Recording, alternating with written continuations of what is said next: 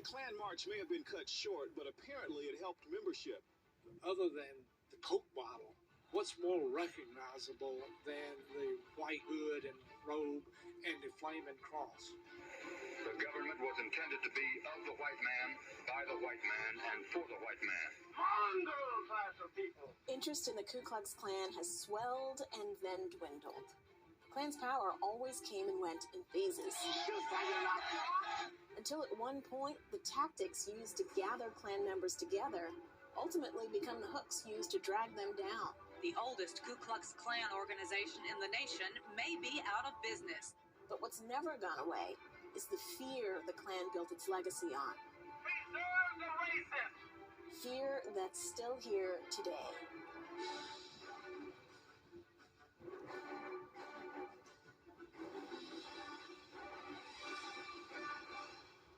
They call themselves White Patriots, Knights of the Klan, and they have returned to the small Tennessee town where it all began. This is Pulaski, Tennessee, and the Ku Klux Klan began back in 1865 on Christmas Eve, when 6 ex-Confederate soldiers met to form a social club.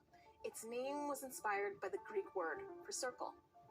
Nathan Bedford Forrest was the Klan's first imperial wizard, and the hoods and robes were used to frighten Black people in their homes. But then Black people start voting, and the Klan and groups like it turn brutal. But the Klan went quiet just years later. By 1872, all of their goals had been pretty much accomplished, so there wasn't really a need to don a sheet anymore, because you had your person, your guy at the State House who could make laws that would suit your purposes.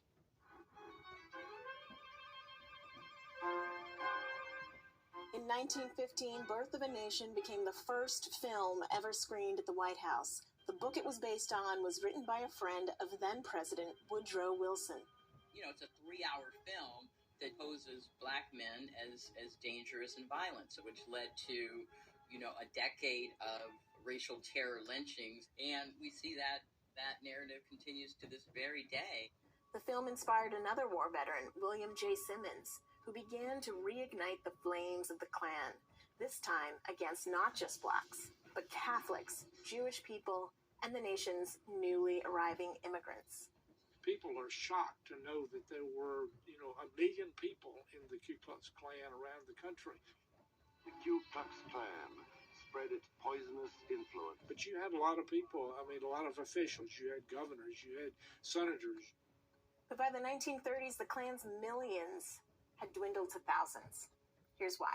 As the New Jersey Ku Klux Klan rents the camp for one day, cameramen are not permitted to photograph everything. While the Klan had a national organization, there were copycat groups who fought over funds, dragging each other into court and adding to the growing disgust of the public. The IRS investigated in 1944 and then demanded $500,000 in back taxes.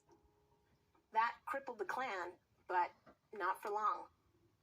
With the advent of the Civil Rights Movement and the Supreme Court order to desegregate in 1954, the Ku Klux Klan sprang back to life.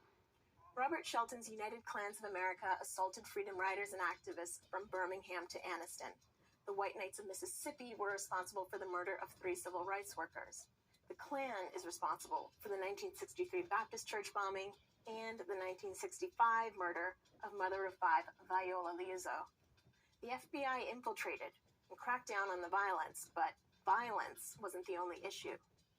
You also have those nonviolent actions that were carried out by groups like the White Citizens Council.